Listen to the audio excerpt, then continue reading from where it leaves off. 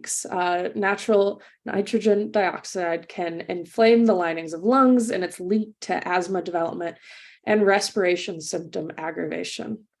A not so fun fact is also that nitrogen dioxide can react with sunlight and other chemicals in the air to create particulate matter, which commonly known as soot or smog, something that's pretty common in big cities. And then there's particulate matter, and this is an inhalable particulate matter that's less than 2.5 microns, basically really, really, really small pieces of solid matter. And they can penetrate the lungs and bloodstream, and it's linked to asthma, respiratory inflammation, and premature death.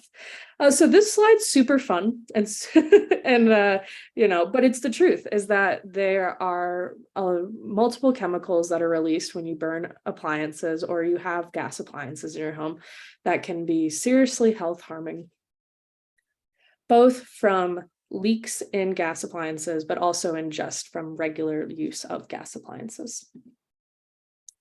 So let's talk about the indoor air pollution aspects and the health aspects of this. So indoor air quality is often worse than outdoor air quality, which is concerning because we spend 90% of our times indoors. The EPA states that indoor pollutant levels may be 2 to 5 times or even as much as 100 times higher than outdoor levels. And homes with gas stoves had a 50 to 400% higher nitrogen dioxide emissions than homes with electric stoves. So there's a clear correlation that homes with gas stoves have higher percentages of health-harming pollutants. And in the United States, about 1 out of every 3 homes cook with gas, meaning there's a lot of homes and a lot of families that are interfacing with these health-harming pollutants inside their homes. And indoor nitrogen dioxide emissions from gas stoves often exceed outdoor standards. I had said that, but let's kind of look at the numbers. So the US national standard is about 1 hour average parts per billion being 100. When you are so that's the United States. In other places like Canada, that can be lower or around that number. Now, what does that look like inside when you're using your appliances? Well, some studies have measured the nitrogen dioxide emissions from gas stoves. Just from baking a cake, we can see that number peak to 230. Roasting meat in an oven, 296. And when the gas cooktop with no food is on, we can see, or the oven, we can see that range from 82 to 546. So we can see these numbers are often higher indoors when we're using gas appliances than they would be safe legally outside. And living in a home with a gas stove increases the risk of asthma for children. There's a 42% increased risk of experiencing asthma symptoms, a 24% increased risk of being diagnosed with asthma by a doctor, and a 32% increased risk of experiencing symptoms and being diagnosed by a doctor. And we particularly call out children in this situation because they're more susceptible to air pollution. They have higher breathing rates and more physical activity. They have a higher lung surface to body ratio, given that they are small. And their immature lungs and immune systems aren't prepared to handle the pollutants as well as an adult body. Now, that does not mean that is not harmful to adults, just means that children are more susceptible to these air pollution risks. So what are the health effects of NO2 in children? Well, they can include learning deficits, irritated airways, increased susceptibility to lung infection, increased susceptibility to childhood asthma, aggravated respiratory symptoms, cardiovascular effects, and increased susceptibility to allergens. So there's clear evidence that gas appliances can have a harmful impact on both children and adults and the health impacts that they experience. And there's a bigger risk for low-income households and they may be at a higher risk of exposure to gas pollutants for numerous reasons.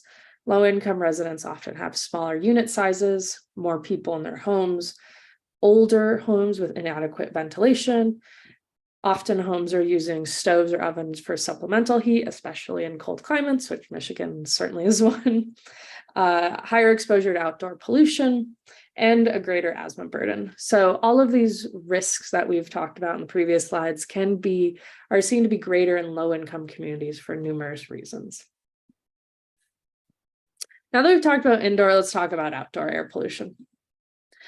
NOx emissions and ozones so basically the government determines what outdoor air pollution standards exist, and if states become in non-attainment of those, they have to make a plan to be in attainment.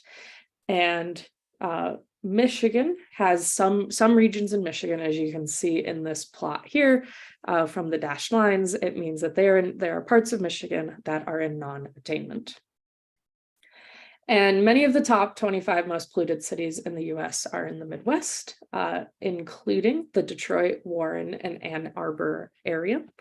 And that is basically meaning that there's a high level of particulate matter in this area. And that is often from polluting buildings, but also an increased use of vehicles, and then just general weather patterns. But all that to say is that there is an increased risk of outdoor air pollution health impacts from these regions, including the Ann Arbor region. And asthma is a significant concern in the Midwest. The Midwest is home to 6 of the top 20 cities, of which Detroit, Michigan is number 15 on that list.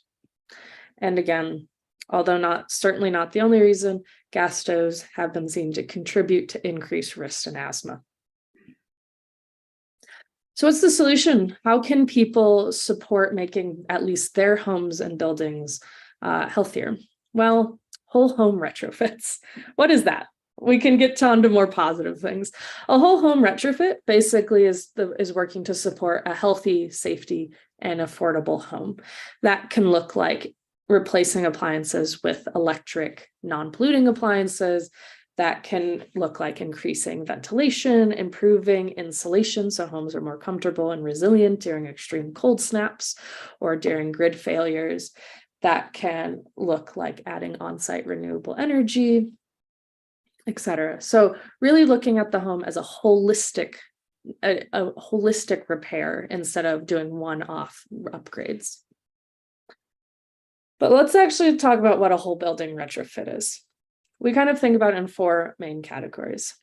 Health and safety. We need to make sure homes are healthy by making sure there's toxic chemicals have been removed from the home, roofs are repaired, there's no unsafe wiring, there's proper ventilation, mold and asbestos have been removed from the house. So that's like number 1 on the steps of upgrading a home. Next is weatherization, energy efficiency. So making sure the envelope of the building is efficient and resilient. That could look like increasing the air tightness, sealing holes and cracks in the home, improving or increasing insulation of homes.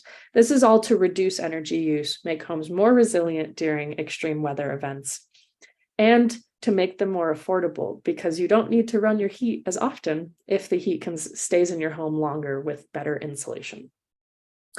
The third activity is appliance electrification, replacing fossil fuel appliances like gas stoves and furnaces with efficient electric alternatives like air source heat pumps, induction stoves, or geothermal heat pumps. This removes the emissions from in the home and supports more like healthier appliances and more efficient appliances compared to gas alternatives. And then finally, energy assistance, whether that's rooftop solar, whether that's community solar, or if affordability is of concern, working with utilities to have bill assistance or limits on energy burden is something that's very important to make sure that these retrofits are affordable. Now, although we call these out in different pieces, it's important to think of these as a package. Although it is, very reasonable and totally acceptable to do one of these at a time, if you have the means, doing these all together can really make sure the home is safe, affordable, and decarbonized. Now, I want to talk about 2 specific pieces, and that's the electric appliance pieces, the stoves, the heat pumps, and the water heaters, because these are really big pieces in the Inflation Reduction Act. So first, we'll talk about electric heating. So for space heating and cooling, that's going to look like a heat pump. And for water heating, it's going to look like a heat pump water heater. But these are efficient electric alternatives to the traditional gas or propane furnaces or water heaters that do not produce emissions within the home, are highly efficient and electric. And there's some benefits to installing electric appliances and electric HVAC system. They can adapt to new cooling needs, especially in the summers in the Midwest. I'm personally from Wisconsin, but a fellow Midwesterner. And the summers are still hot in the Midwest, even when it's cold in the winter. And so needing heat pumps allow you to have air conditioning. They work as both an air conditioner and a heating system. It improves air quality and eliminates combustion within the home. It enhances efficiency. It minimizes the health and safety concerns we previously talked about. It builds energy resilience, and it mitigates climate change. For homes with gas stoves, if you are unable to do an induction stove right now or an electric stove, what are your options? Well, you can install and maintain a carbon monoxide detector. You can run an exhaust hood while cooking, open a window while cooking, and cook on the back burners.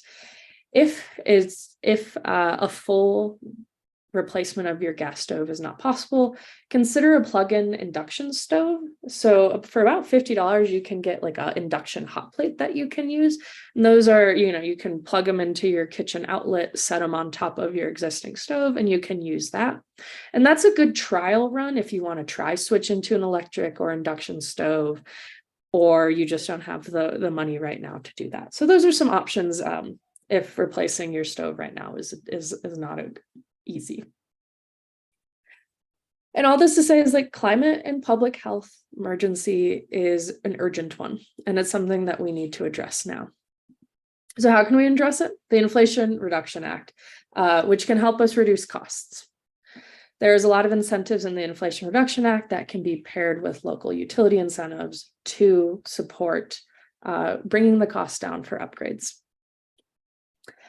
So the Inflation Reduction Act has been paired with the CHIPS and Science Act and the infrastructure bill have been a historic level of federal investment that's going to actually reach people in their homes and in their businesses. We're going to see about $50 billion in investment for buildings, and we're hoping to see 60 million metric tons of carbon dioxide reductions in 2030, which is really exciting for the climate space and also to get investments in buildings increased.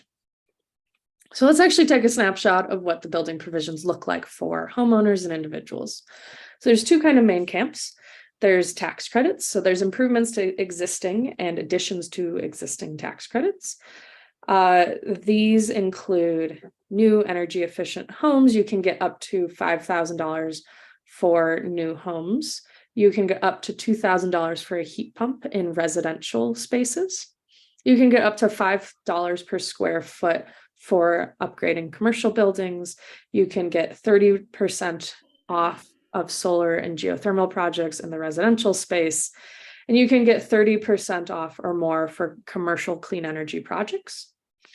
And then there are also rebate programs. So you can get up to $8,000 off a heat pump. You can get up to $840 off of a stove for electric rebates. And then there's an efficiency rebate called Homes, where you can get up to $4,000 per unit to do efficiency measures, or $8,000 for low-income people.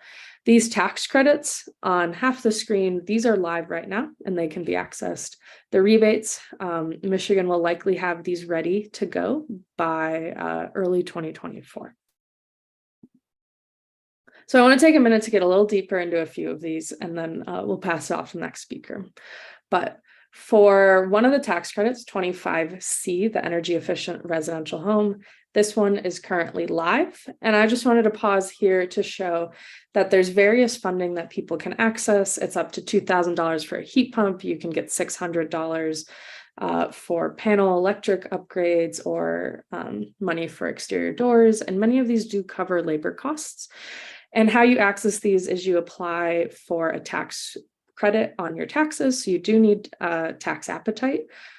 but there's a form you can file on your taxes, the tax season after you install these appliances. So there's some incentives you can get here.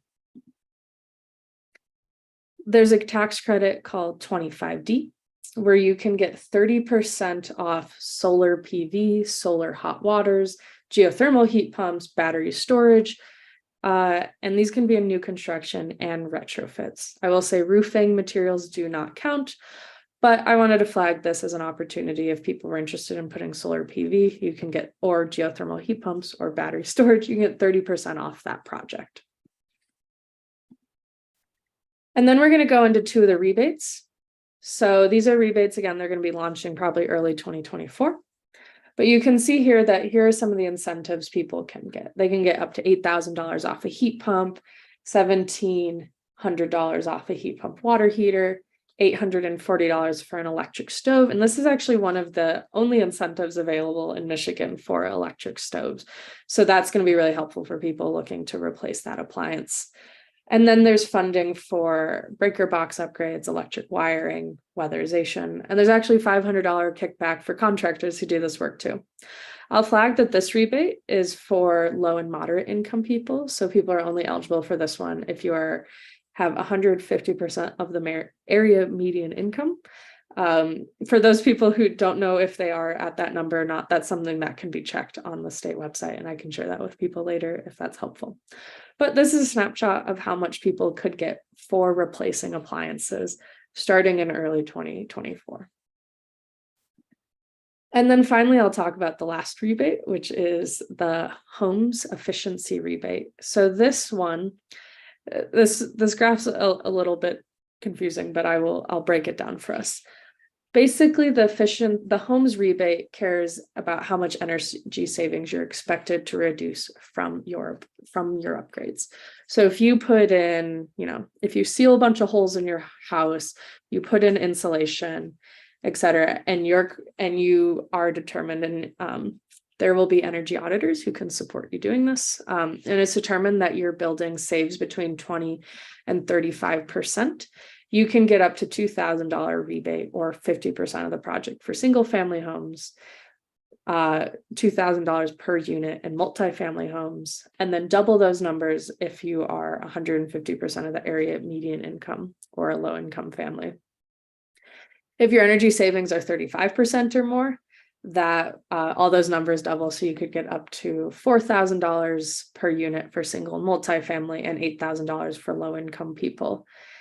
And then there's an alternative method of measured, which is if you save 15%.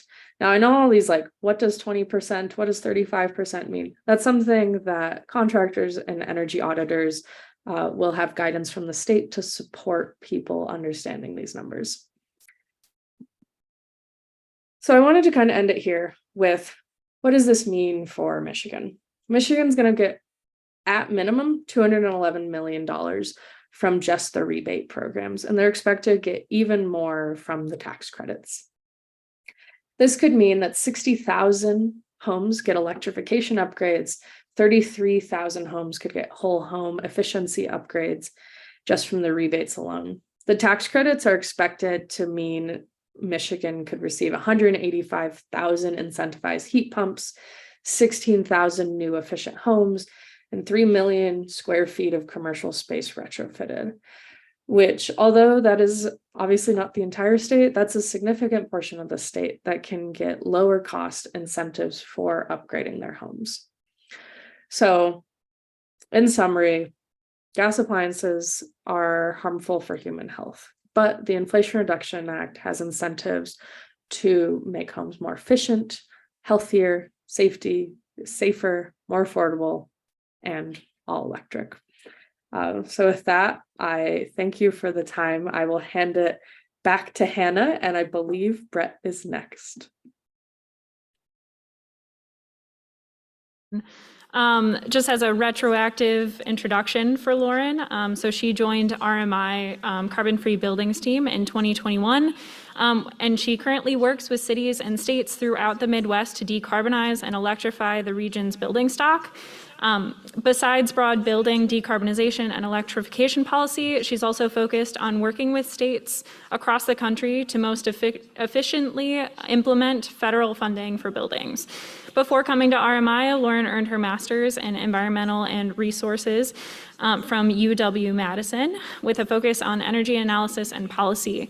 In conjunction with her master's, she worked for Renew Wisconsin, where she focused on regulatory analysis of clean energy in Wisconsin. And now we're going to be transitioning into Brett Little's presentation. So Brett lives with his wife and his son in Grand Rapids, Michigan, over on the west side of the state, in a Green Star Bronze certified remodeled home that is 90 years old. He is passionate about sustainable business and helping people make their lives more sustainable. He has been a volunteer with GHI since 2008, prior to becoming the executive director. He is a Home Energy Magazine Entrepreneur 30 Under 30 recipient and loves to kayak and drink craft beer when not greening homes. His credentials include LEED, APH, LFA, and GHP. And I'll pass it off to Brett. Well, hi, thank you so much. I think I was requested to send a bio and I never did. So that was definitely me several years ago. But since then, there are some changes. So you'll be like, hey, wait a minute, that's not an old home. But hey, close enough. That definitely still was me.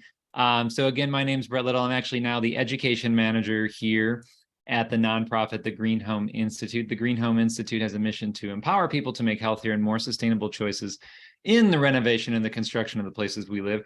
We are a small but mighty team. We have our staff, executive director now, Jose Reina, there on the left, and our program manager, Eliza, in the middle there as well. And I'm handling, I get to do the fun stuff, as I say, education. So yes, at one point I did own an older home that we significantly improved and received a Green Star certification on.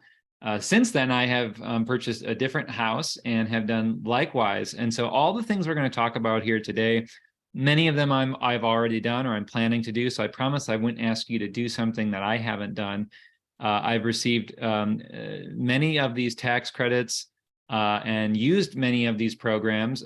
Pat will be coming on after me. I personally used Michigan Saves before in my other house to achieve my sustainability goals. So that was a long time ago when they first started. And so I appreciate their efforts, and he'll tell you a little bit more about that.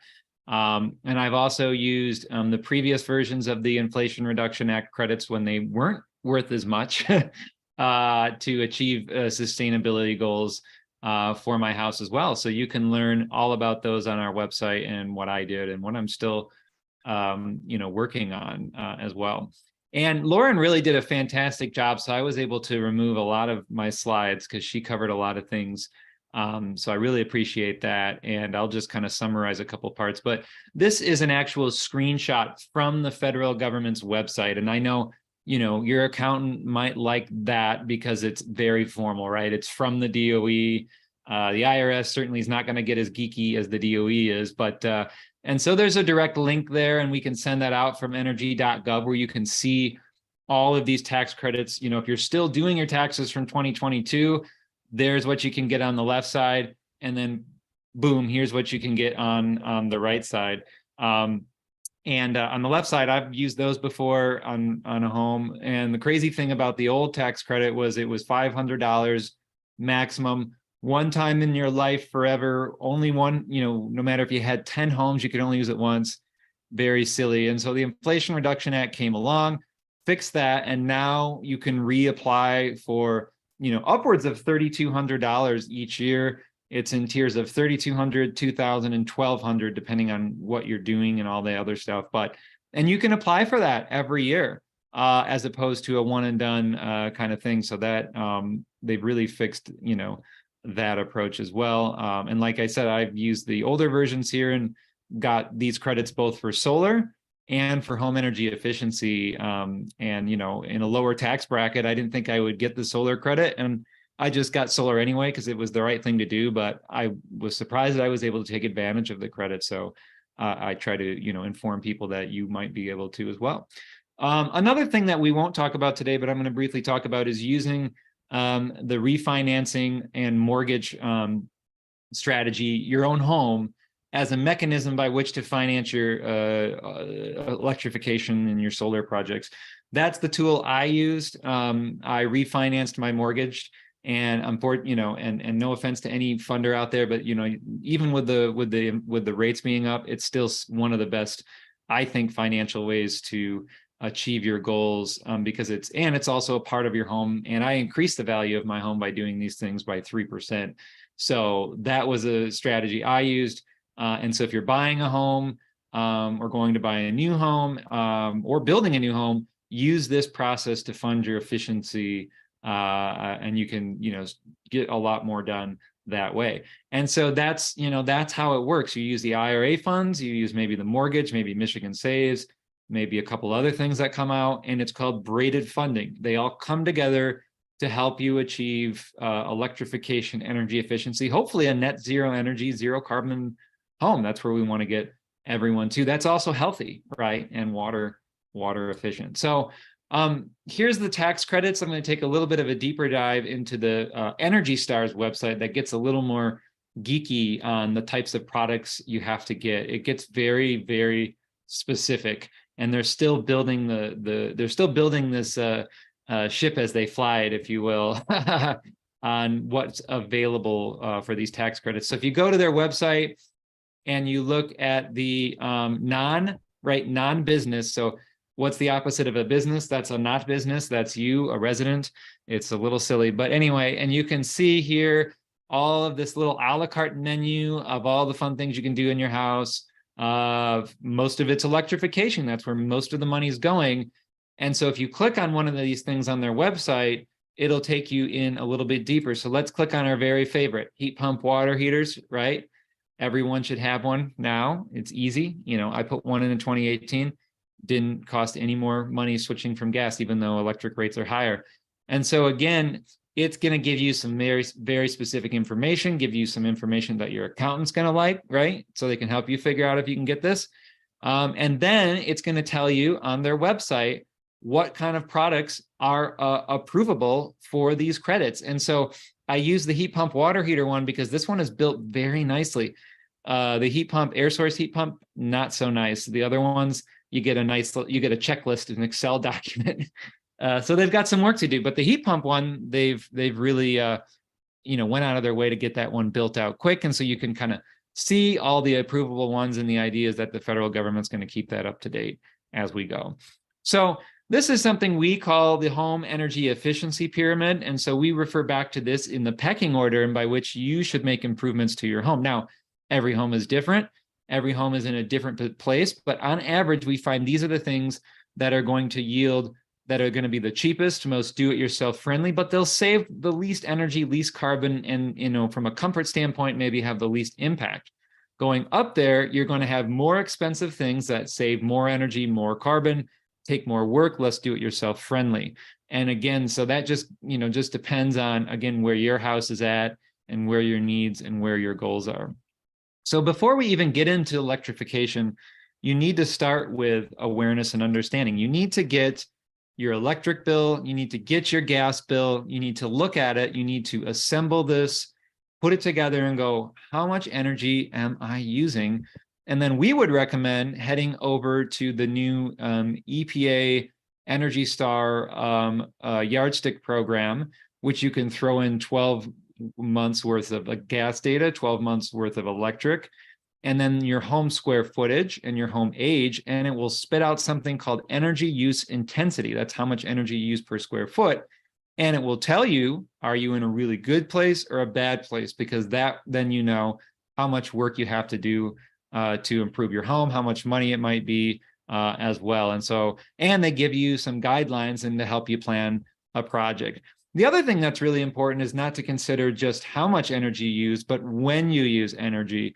And so I believe if DTE hasn't done it already, just like consumers has for us, they're going to force you into a time of use program, at least in the summer.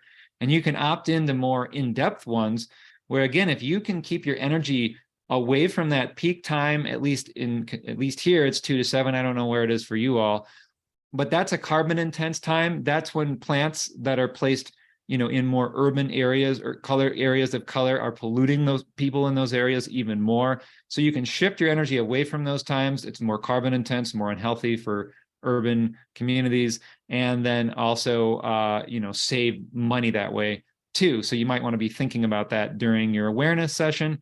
You might also want to get a device that tells you exactly where your electric loads are.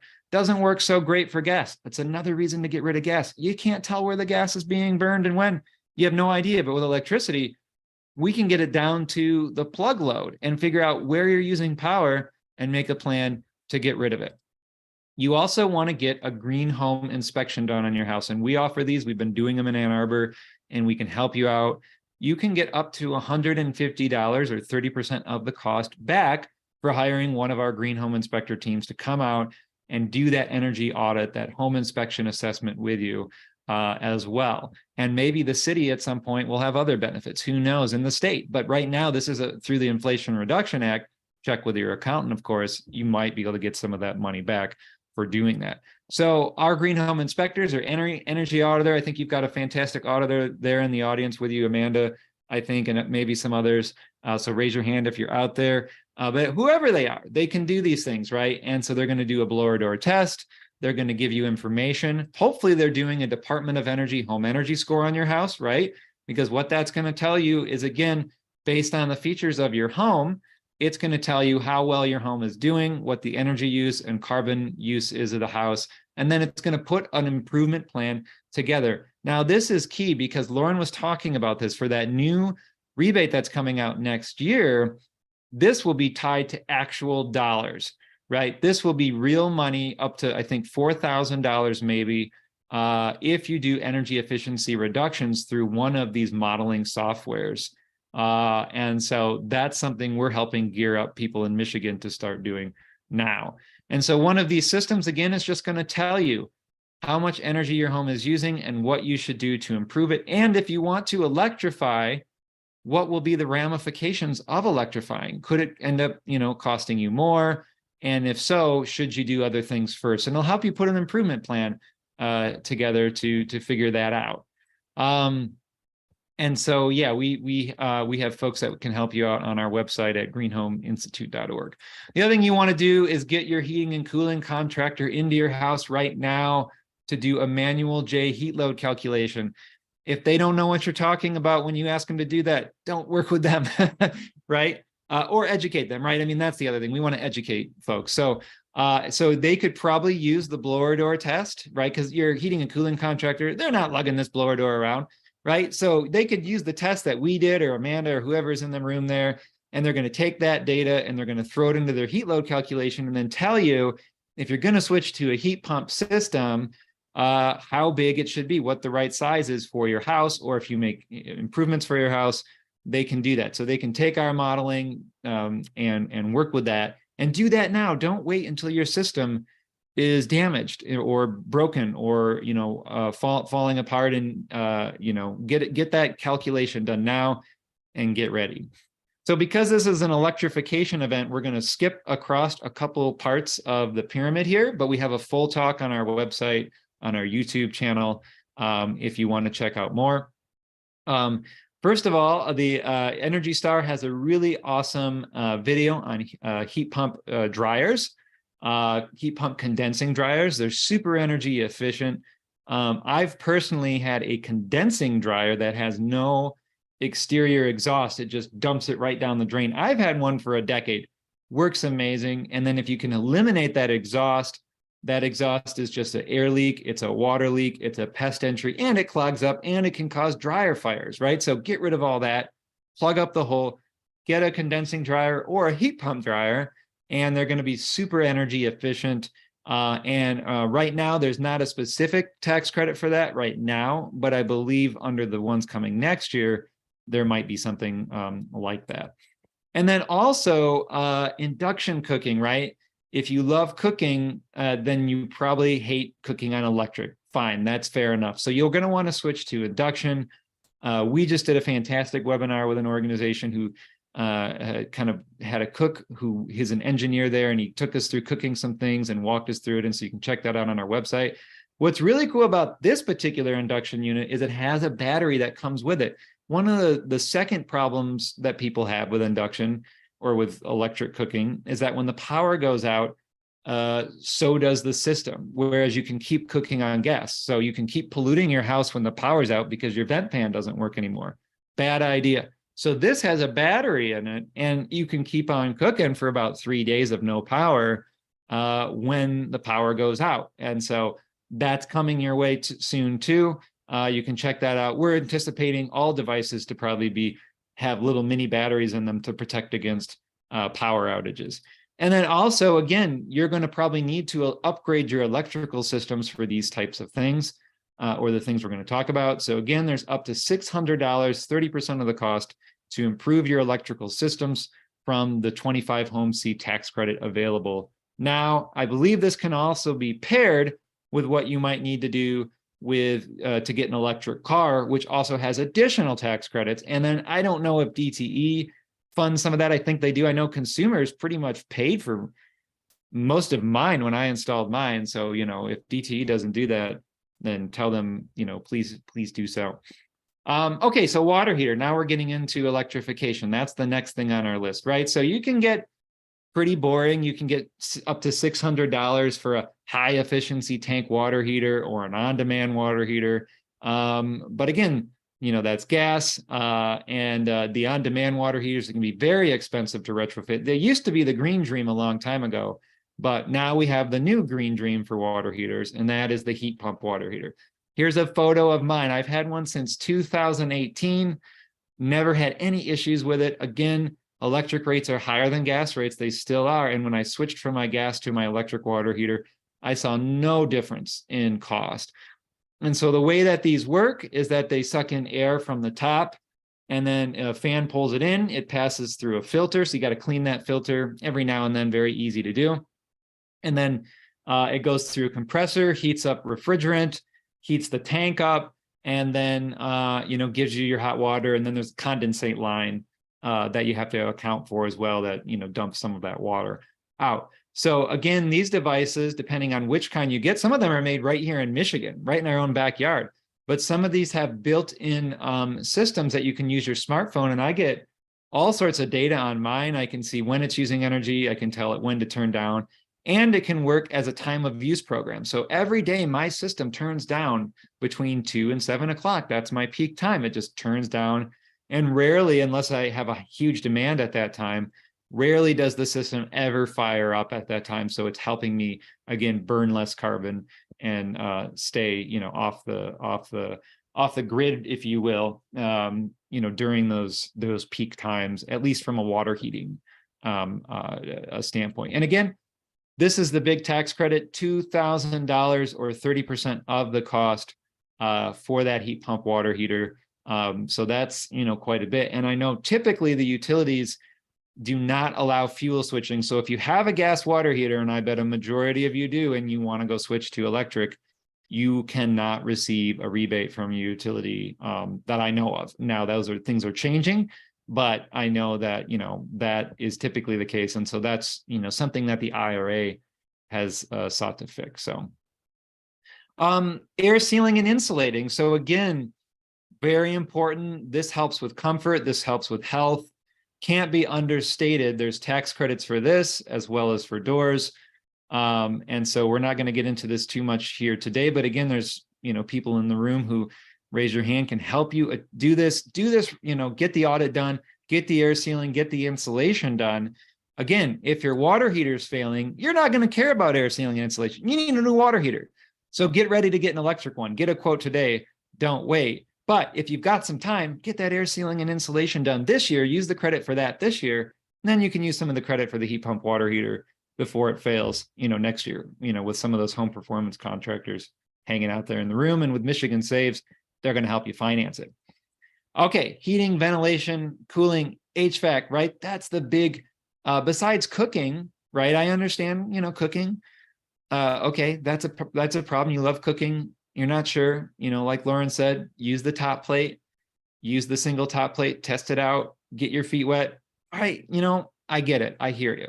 That's a problem. All right, but the heating side, This is a different kind of problem, right? You don't care what heats your house, right? As long as you wake up and you're warm and you're comfortable in the summer, in the winter, I don't think most of you care, or your family, cares about this kind of thing, right? The cooking, you care, you want it, you like the flame, whatever. I'm not here to judge, but the heating, you don't really care. So again, what you want to do, the first thing you want to do is you mostly probably have already oversized systems in your house. And what does that do? That drains the life of your system. In the summertime, it's even worse, because what happens then is you don't cool your house and remove the humidity. And you've probably all got the Michigan basement syndrome like I did. And so again, your oversized air conditioning, your systems are turning on, turning off, turning on, turning off, turning on. That's bad. We got my mom a brand new system. She's like, Brett, it keeps running all day long. It never stops. Something's wrong. Take it back. No, Mom, that's what you want. You want it running all the time. You never want it to stop because it's running real low, using less energy. It's keeping the system life going. And in the summertime, it's dehumidifying the space and removing that moisture, which causes mold, mildew, and all sorts of nasty stuff. So you want to get that heating and cooling load. You want to call your HVAC guy or girl, whatever, tomorrow, right after this, and get this heat load calc done and get a plan together. Because when do the systems fail? Heating systems fail during cold weather, during extreme blizzards. That's when they fail. They don't wait until a nice summer day. They fail during the blizzard. And when does the AC fail? The AC fails in the middle of the July 100-degree heat wave. That's when they wait. They hate, they don't like us. And that's what they do. They're like printers, right? The printers, they always fail on me. And, they fail at the worst time when you need to print. That's when your heating system's going to fail. So when it does fail, have a plan, because otherwise the HVAC contractor, they're going to try to sell you one of these, right? And you can get tax credits for it. Sure. But it's got to be super energy efficient. They're going to try to sell you an oversized gas heater and an oversized air conditioning system. And, that's partially because you're in a hurry. They're in a hurry. They got it on the back of the truck. That's what's going to happen. So if you have a plan for a heat pump now, you'll be ready to enact it and it will be ready to go. So again, air source heat pump systems up to $2,000 credit for that. Under the current 25 Home C Inflation Reduction Act.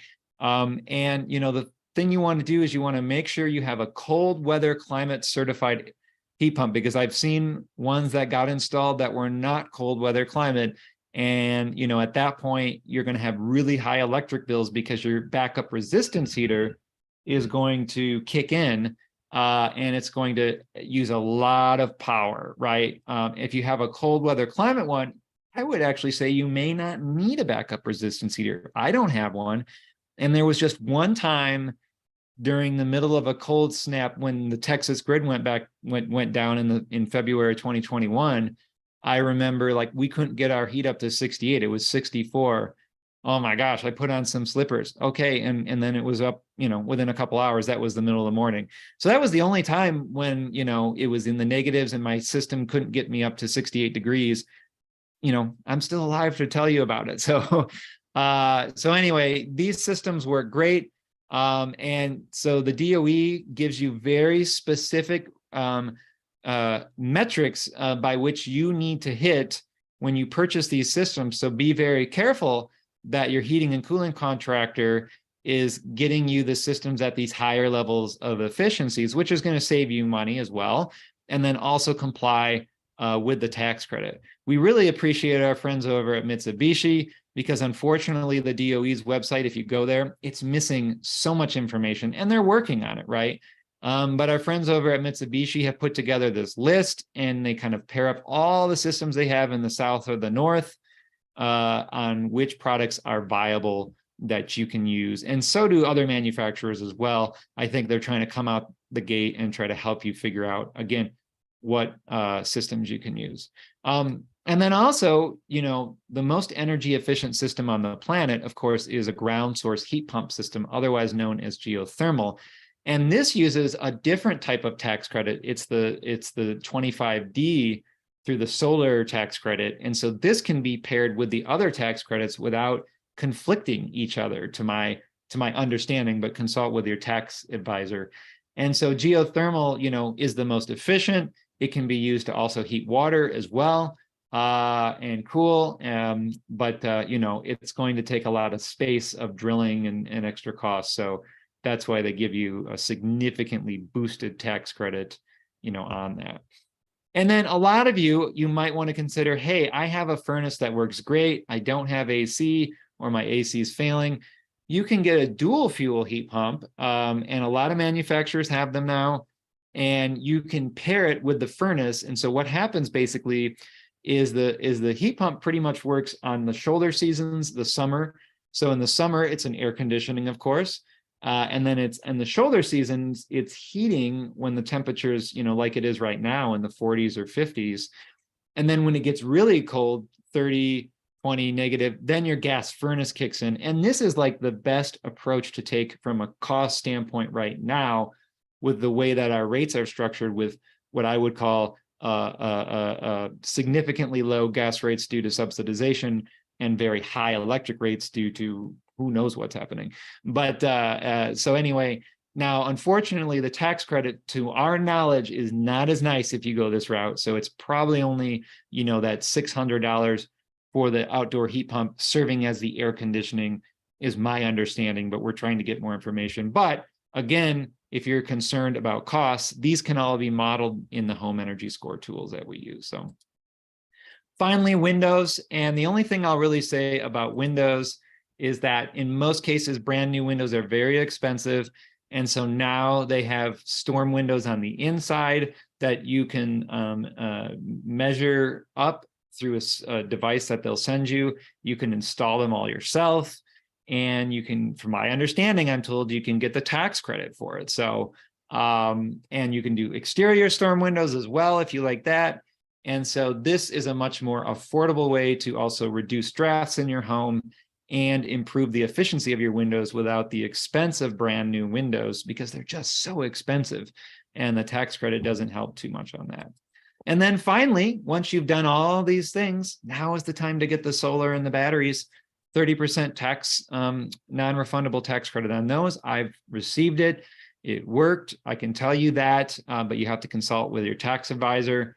And the more you electrify your home, the more solar you're allowed to add on, because the utilities typically want to see a plan in place that you are only using as much solar as your demand is. And so the only way to increase your demand is to switch from fossil methane gas over to electrification, and then you can put more solar on your house. And there's a lot of fantastic solar installers and a whole solar program in Ann Arbor. So that's it for me. Greenhomeinstitute.org. We have auditors who can help you out in Ann Arbor. We've got tons of education and training and webinars we do that are free resources on our website. And we really appreciate your time for being here. And if there's anything we can do to help, let me know. Thank you. All right. Thank you so much, Brett. And we will transition over to our last panelist, Pat O'Boyle. So as a brief introduction, Pat handles recruitment and training of skilled contractors for Michigan Saves. Michigan Saves is a PSC-managed nonprofit that finances energy-efficient work, and he seeks out those individuals willing to advance Michigan's energy systems.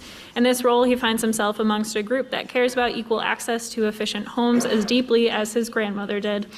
Pat's PSC superpower is that his noted ability to use his energy to save Michigan energy.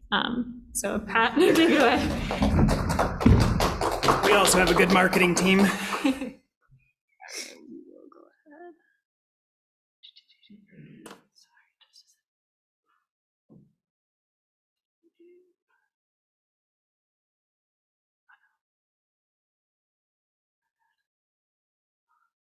Sorry, just one moment for technology.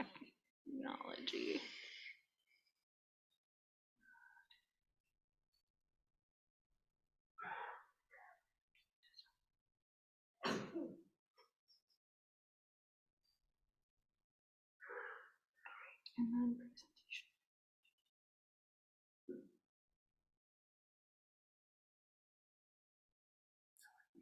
Oh no, what happened?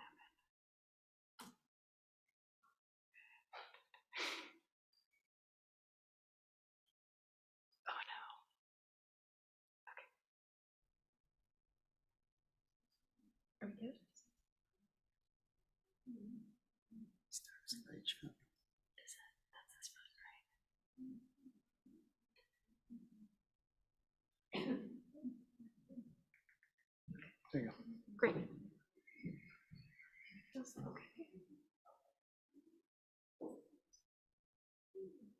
Good. Great. Hello, everybody. How many people are familiar with Michigan Saves in general? Oh, this is easy. Perfect. So we are an energy efficiency and nonprofit green bank. So we can do energy efficiency and renewable energy improvements throughout the state of Michigan. We are isolated to the borders. So while we have partners outside of Michigan, we do all of our work within the state of Michigan. Oop, I didn't want to go forward yet. Just trying to get my thing.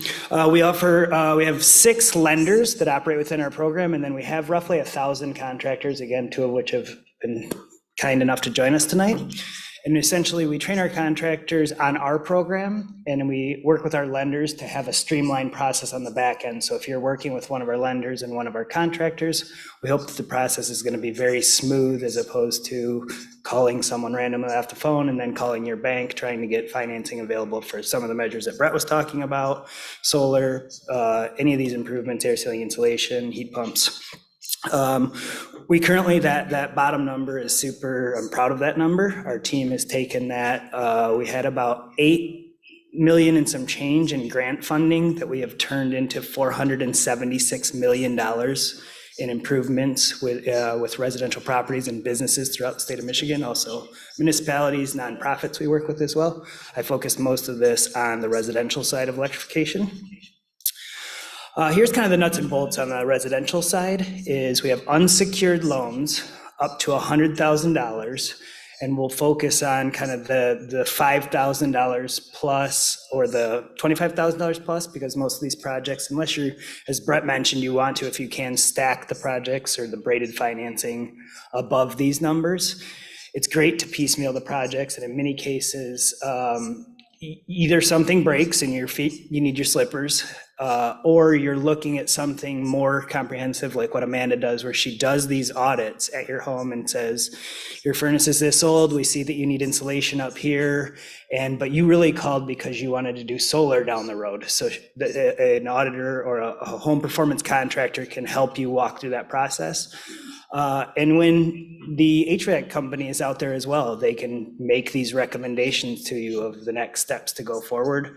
I have a very similar slide coming up. Our fixed rates are still very competitive. They have gone up as rates have gone up, but we are still looking at between 5.9 and 6.74% up to 15 years, which I actually pulled some Google numbers today that I'll look at later just to show you guys what, if you did Brett's did it at the right time where he was able to do that home equity loan at probably 3-4%. Now, if you need a new roof or something, you're going to be looking at a much higher number than that. Whereas these, there's never prepayment penalty either. So if you do, your heat pump breaks in December and you need to get this loan and pay it off in April, when your tax returns come back, you're welcome to do that. And our lenders have all agreed to that throughout the program. We also have an electrification program. We've been working closely with the city of Arbor, and I don't want to take the credit. Mac McCabe from my team has been spending countless hours on this document. It looks a lot like the one that Lauren had showed us earlier, that just basically walks you through what is suggested in the electrification process and some commonly asked questions that come up. I do have some of these available. We can always send them along via email. One that I think Brett even hit on, contractors that I'll give, say, old school potentially, that say heat pumps don't work in our climate. Well, some of this that we have built into the training and education process, and someone like Tom could walk you through what he sees in the field on a day-to-day basis. It's helpful for what I always say in these, and solar especially, because we've had challenges in solar, and we want to make sure that education, if you have resources, that you guys in Ann Arbor are very privileged to have a good resource of the city behind it, local individuals that have been through this. But if you have Brett or Lauren or Michigan Saves to lean on, or Michigan Saves contractors, use those before making a purchase like solar. It'll be probably the second or third largest purchase you ever make. So don't do that without becoming completely educated on the program. We have actually taken, again, MAC and the city of Ann Arbor have developed a training program for electrification where contractors can choose to take 5 tests of information that's become recently available about the electrification process.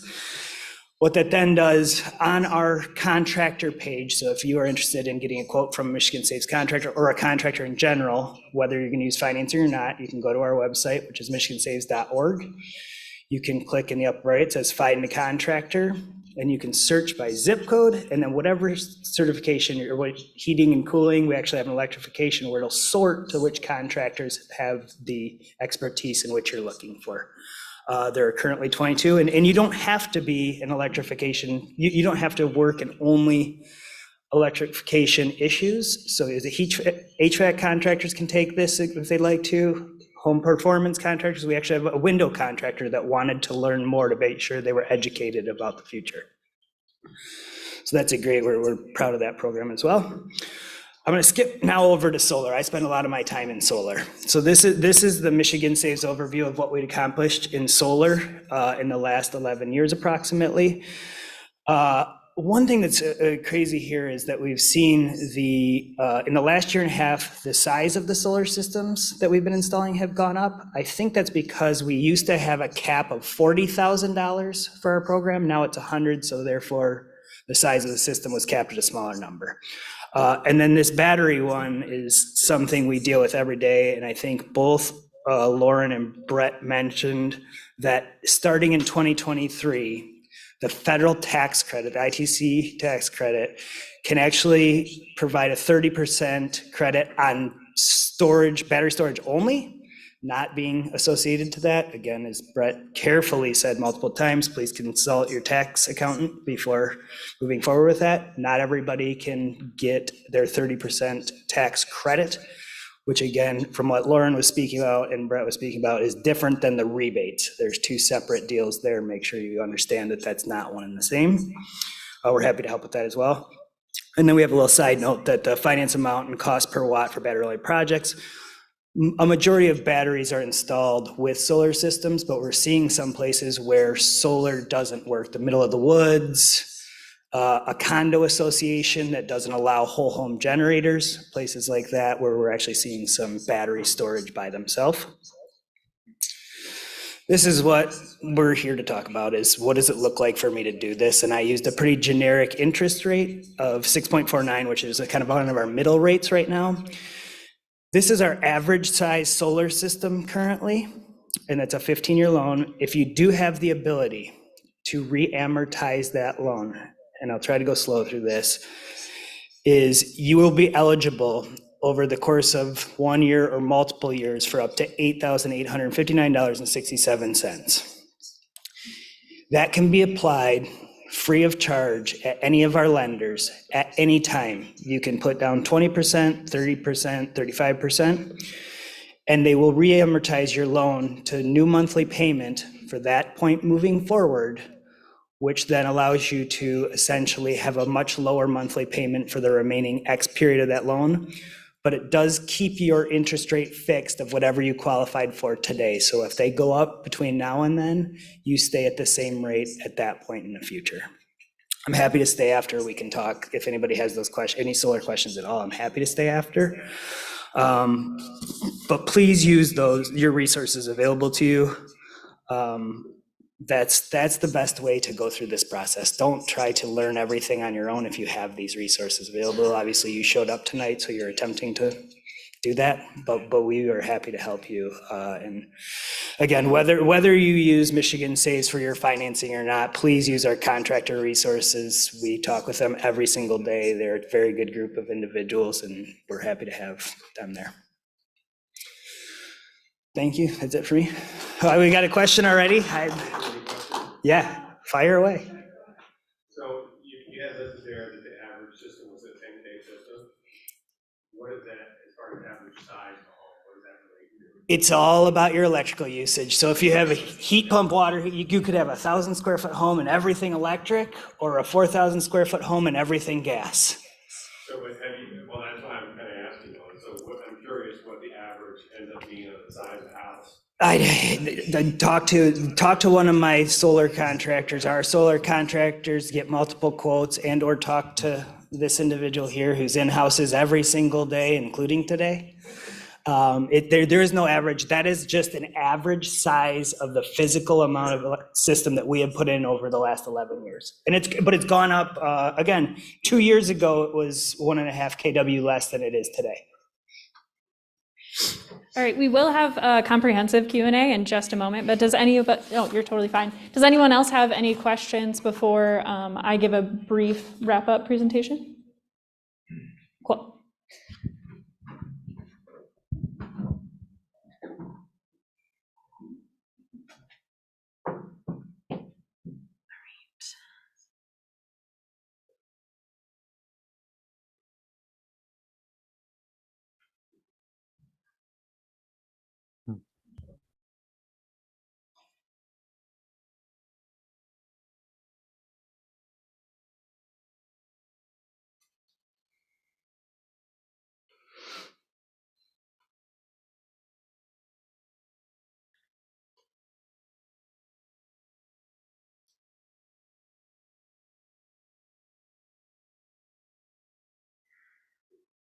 All right, so I just wanted to reiterate, we have two big upcoming events through OSI, specifically related to both electrification and sustainability overall.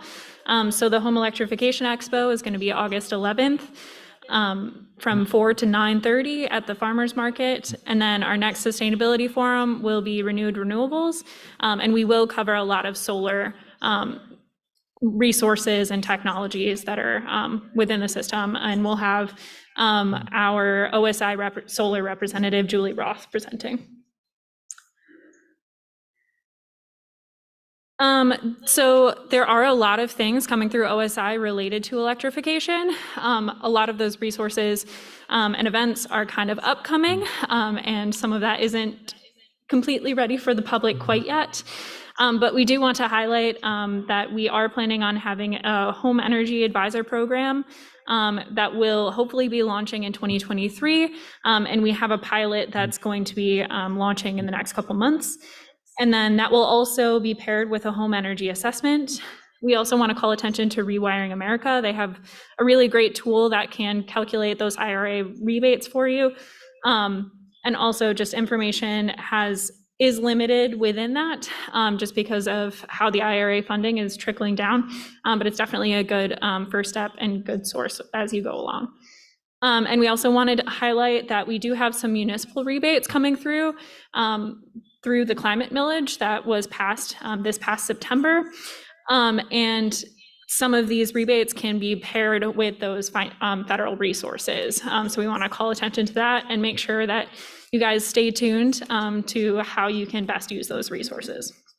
And then here is a QR code that just links you to the OSI page for electrification. And then this is all of the contact information for all of our panelists tonight, including the contractors that have joined us, Tom and Amanda. And with that, we will dive into our Q&A. Great. And for any in-person attendees, if you do have a question, Zach will be around to pass off the microphone. Great, ready? Okay, so we're interested in solar, but question for us is when?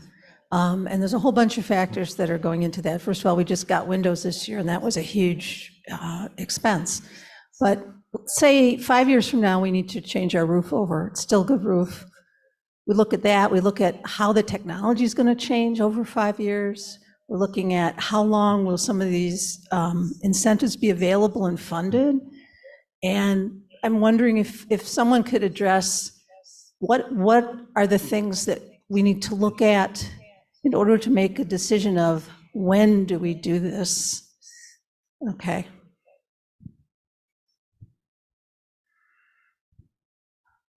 You want to chime in? You want me to chime in? Go for it. I also see Brett nodding. Yeah, so... let Brett let's listen to Brett. Thank you. So Yeah, great question.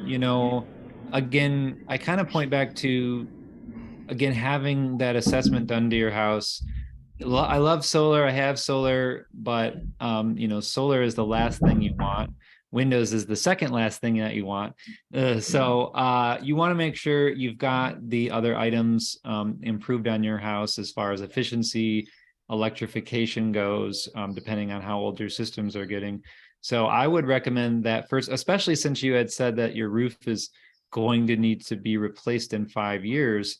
I would probably advise, that you wait until the replacement of your roof to do that, especially because by that time there may be solar shingles that you can do, and then the solar is just the shingle. That already exists around the country, but Michigan is sort of behind as far as getting access to those. So.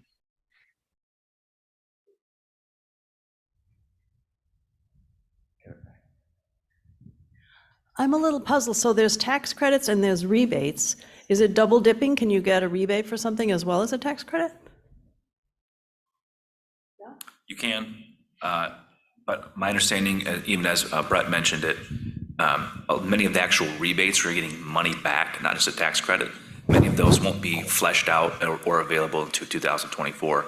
Although I will point out, Ann Arbor has some rebates that as I understand it, might be available as early as the summer. So at that point, you could triple dip. I would also just add that a lot of the rebate programs, to my knowledge, are income qualified programs. So you may be able to double dip technically, but maybe not, depending on where you land. That's a good point. And I'll add in that if I understand my reading of the 25 home C tax credit that is available right now, it is very stringent on being able to double dip with anything. It doesn't really want you to do that. So that's just my takeaway from it. So. And is that the tax credits you're talking about? That is the tax credits. Yep. So the non-refundable tax credit, it basically states like if you're getting a utility rebate, that you can't double dip into that, and that you can only get the credit after you deduct the rebate. For example, consult with your tax advisor, but that's sort of the way it's worded with the IRS. So. But the DTE rebates aren't super huge for most of these upgrades that we're talking about, so you could probably get both. And all of it sits outside of Michigan Saves or other financing. So that's independent. The rebates and tax credits still exist regardless of your funding source. Thank you. So solar panels have longevity of 50 years. What will happen to them later on?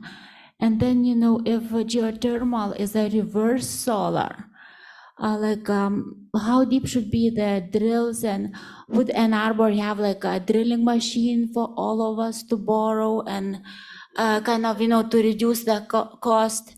And then, if there would be geothermal, what is the best flooring? Is that like ceramic better than the wood? Can you please guide us a little more, like technologies on Earth?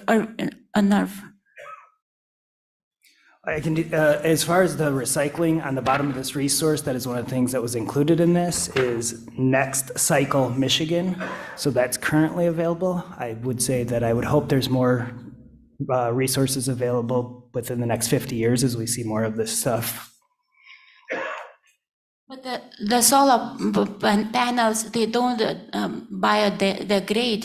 What we're gonna do? Like, we're gonna have a pile of them. Like, is it good for the nature? We're gonna put with so many of them not working in 50 years. What will happen? A big pile of this. We're gonna do them. Brett, you have any other answers? I have, like I said, we have this resource available too. That's something that's being talked about every single day because the first panels that were installed on a fairly mainstay basis are 30 to 40 years old at this point. So we're going to start seeing the first ones probably come to life. They do degrade slightly each year. So the panels that you put up today, and that's kind of to your question, they're ultra efficient compared to what they were even 5 years ago when I came to this world. So we're seeing improvements there, but they do have a slight degradation year over year. So that's something that they'll be accounted for, and we'll have to have that solution when we're ready to be there. Unfortunately, most of the things we make that we make do not get recycled, sadly. And so we need to remanufacture and remake everything, not just solar. So everything is up for par. We need to make everything fully recyclable, and solar is one of them. So it is important to be concerned. But yeah, just like anything, you get a toaster, what happens at the end of its life? Does it get recycled? So I think of it that way. We have a lot of work to do. So good, important to think about. What is the geothermal first? Did not answer. How can I'm sorry. I didn't catch. you please what was the geothermal, like how deep should be the drills, like any potential for earth shakes, like earthquakes? So the type of drilling that gets used for either a vertical style loop or a horizontal style loop, it also matters if it's using water from a local water source like a pond or a lake, or whether or not it's using what's called a closed loop. All of those, since geothermal has been used, whether in large commercial places or even a large geothermal unit for a neighborhood to share, so far there's nothing out there that says an act of God, an earthquake, things of that nature will cause rupturing or problems. It's mostly the materials are longer than 50 years. The materials used in underground pieces, typically you would actually have to go and purposely dig at them or attack them to make them a problem. And that's true of both horizontal style, where maybe they might stretch out 300 feet, or vertical. Sometimes 200, 300 feet is what happens. Yeah, sure, one more. So are those pipes made from plastic or ceramics, or what are those pipes? You could made say of? plastic. Some of them are PEX, some of them are a type of PVC. But yeah, in that family of materials, yes.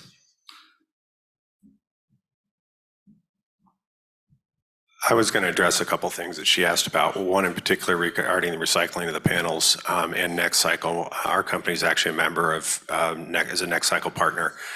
I can tell you that there is a lot of attention to recycling solar panels. Now it's also something of interest for us, as we have roughly a 10-year-old system that we're looking at upgrading, and I'm concerned about upgrading it to, as you said, severely more efficient panels. What happens to the old ones? So there are quite a few companies out there that are really addressing converting those panels back into usable materials, because they are definitely somewhat rare and very energy intensive to source and very detrimental to the environment in sourcing them. So putting those back into service is huge, and that is definitely a big part of recycling in general. It's very much on the radar, so I can attest to that. Specifically, we also have geothermal wells that are roughly 75, I think ours are 75 feet deep. It depends on the depth or where you're at and how far they go. But we're at such shallow depths there that they're not a concern anywhere like fracking or anything like that, where you're going astronomically deeper. That potentially creates problems underground, but this is a much, much shallower system. So that's not something like I've never heard of any issues from geothermal, creating any kind of ground shakes, I think is what you were asking about. So I don't know if that helped or not.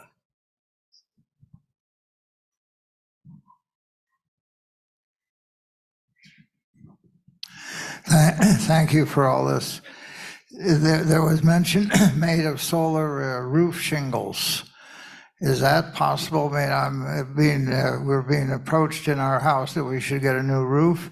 It's been there about 20 years and doesn't seem to be in too bad shape, but are there solar roof shingles? How do you get them? How do they work in terms of over just the south face of the roof, or what's the story? Yeah, Brett. Sounds like a great idea. Brett can have it. I actually just talked with JAF last week, who's one of the people who's producing solar shingles. They actually were meeting last week about it. They have not released them to Michigan yet. They don't have the production supply to that where it's coming to this region quite yet. It's literally, they are working on them. They have them implemented in other states and probably other countries. Brett, you may know that. Tesla also has been doing a solar shingle. It just hasn't been prevalent here yet that I'm aware of. Brett, you have anything else on that? Yeah, so, GAF, if you go to their website and go find some of their certified installers as far as just roofing materials, go and call all of them and bug them and tell them you want solar shingles. That's what I'm doing. All of the West Michigan ones, I'm going to bug all of them. And they said, kind of just take that approach for now, the sort of bottom up approach. So that's one thing. The other thing is Luma is right in your backyard, right there on that side of the state. And they manufacture solar shingles. I don't think they install any of them in Michigan, probably because there's no demand and it's expensive is my understanding. But they're there. They've been around even longer than Tesla, who's actually winding down, to my knowledge, their solar, they're getting rid of that arm. And then there's also Certainty by Saint-Gobain, who makes solar shingles. And I'm trying to reach out to them to see what they're doing in Michigan. I don't know, but those are at least a few. And I would suspect with the Inflation Reduction Act dollars coming, you'll see more solar shingle manufacturers coming online. So I think Luma is Allen Brothers, I believe. Yeah.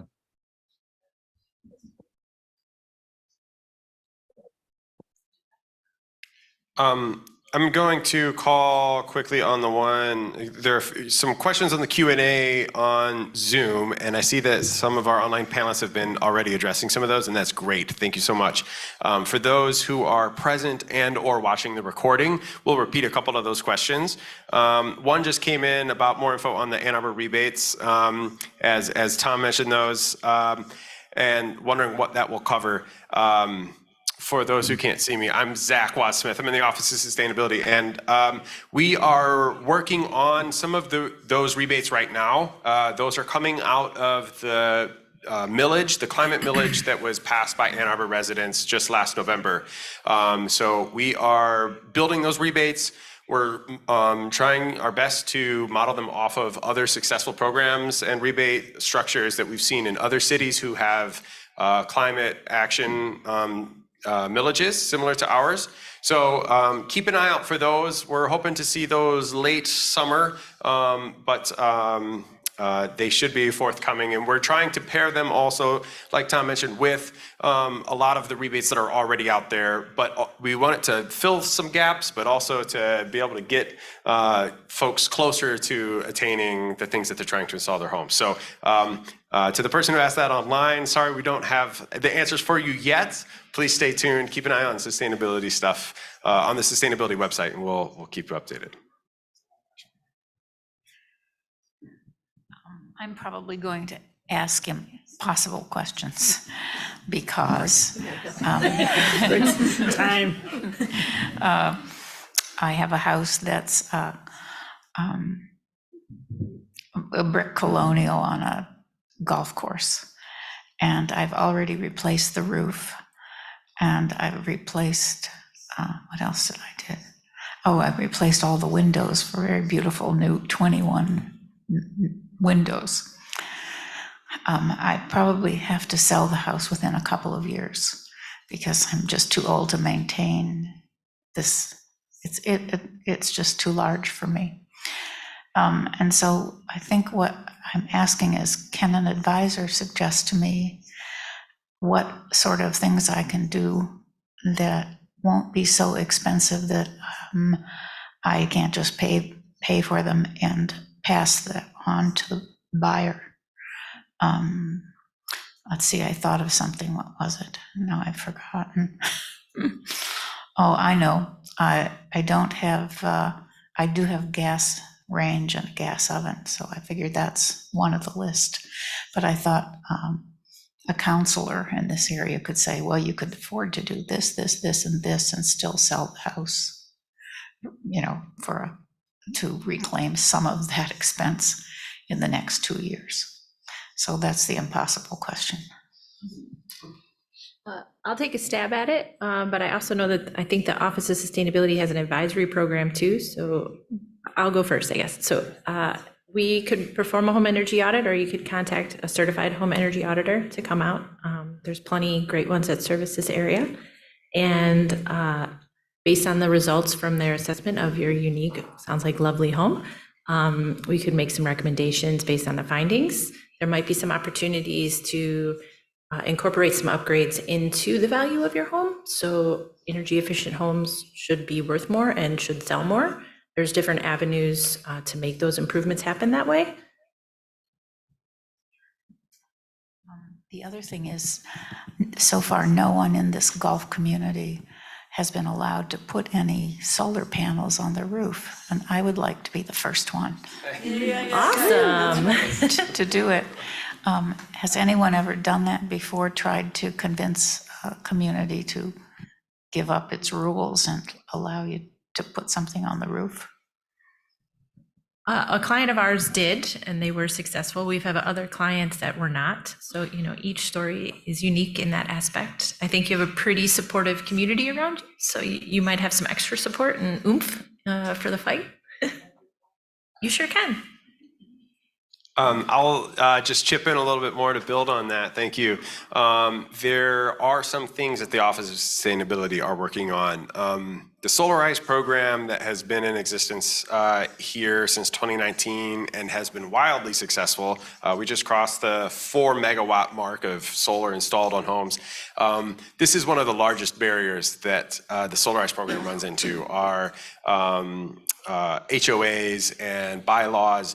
So we're working on drafting some proposed language that certain board members can take to their own HOAs and try to work within their own communities to get some of these bylaws and guidelines changed if they so choose to. So we're trying to support it through that, but then also the Home Energy Advisor program that Amanda mentioned is something that we're working on building out right now. It's something that we are looking to pilot this year in a few homes, and the Home Energy Advisor is a program that would help you identify all of the room for improvement in your home. So low-hanging fruit all the way up to, I really loved Brett's pyramid. So even the things that are at the top like solar and batteries, but then everything in between, help you identify those in your home and help you get connected using the likes of Michigan Saves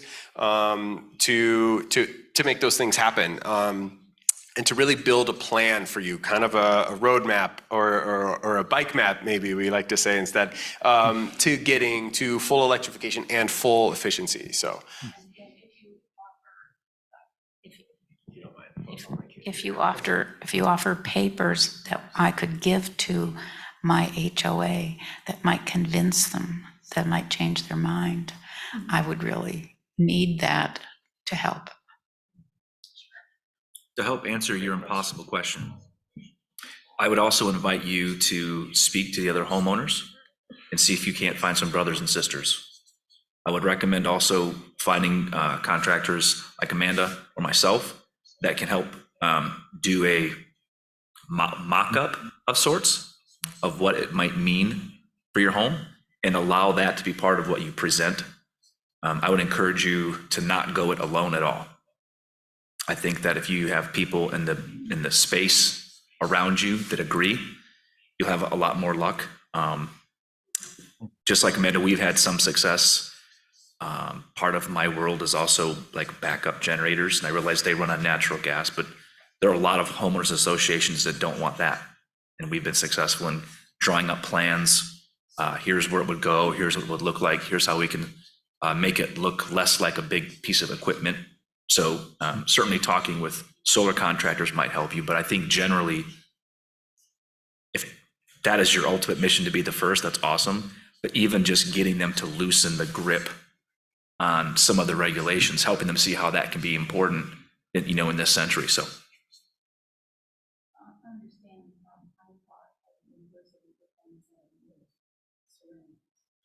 Oh, awesome.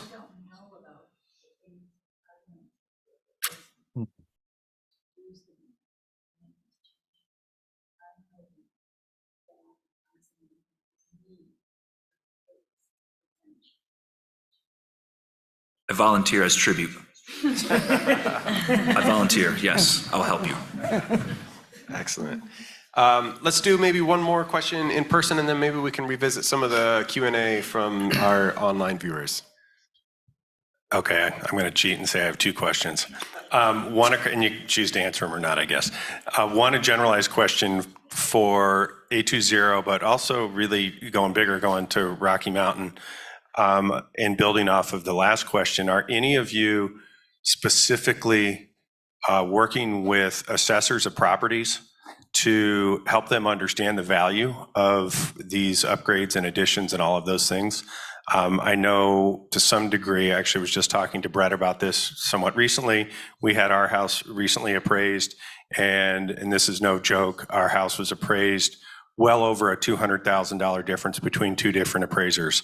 One that had no clue on what was going on, and one who actually really understood what was going on.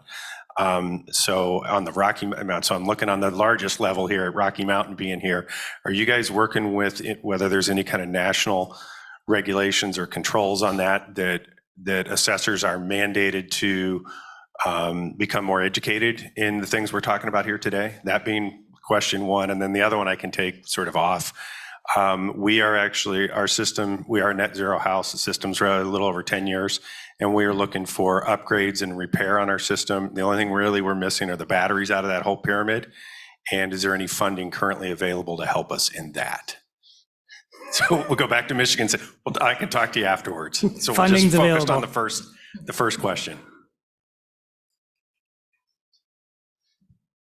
Brett, you want to take it first? I know you're excited to talk about appraiser issues.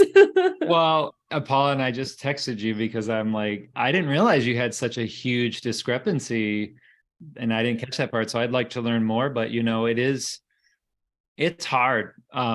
I've been able to eke out more value on two different appraisals, but it took a lot of work to do it. Part of the conversation is talking to your lender and saying, hey, this is important to me. It's important to me that the appraiser understands green and is willing to at least look at it. Now, they can't ever pick an appraiser. They can't select one, but they can put appraisers in the lineup to some extent that are willing, or maybe even certified if there is one, certified green, and or at least willing to entertain the idea. And so you can do that. You can reject appraisers as well. So make sure you have one that's at least willing to entertain the idea.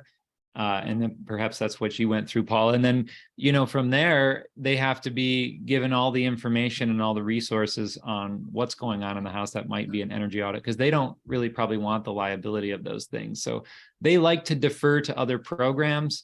I know my most recent appraiser deferred to my Pearl certification, to my solar report, and then they did some sort of crazy calculation that included the cost of gold and oil and some sort of magic thing, and, you know, wave their hands around, and then I had a 3% increase in value. And I can't sit here and tell you that I understood what happened either, other than that. So we have a long way to go, but the more homes that, you know, get solar into the appraisal and the more conversations you have with your lenders, we can start hopefully getting more appraisers that understand this. And online, we had a couple questions. Oh, sorry, could I just add one more thing? thing? Oh, yeah, go for it. I would piggyback on what Brett said about Pearl. Selfishly, I am a Pearl certified contractor. So Pearl connects contractors, real estate agents, and appraisers, and will issue an official appraisal addendum, not only for solar, but also energy efficiency upgrades. So at the time of the appraisal, you would hand that official document, and Lord willing, that individual who takes it knows what they're doing with it. So it does help connect some of the dots. Perfect. And a lot of our online questions are about a recording. So this event will be recorded or has been recorded, and that will be available on both the A20 Sustainability series page, and it will also be available on the CTN YouTube page. So that's through the Ann Arbor District Library. well, two different things, through CTN and also through the library. And then we also just want to call attention, if you do have any other questions for these panelists or for OSI members, we'll be sending a follow-up email with contact information and also some of the resources that have been sent out today. So great. Thank you all so much for attending. We hope to see you next month as well. And please continue on in your electrification journeys. Thank you. Thanks, everyone.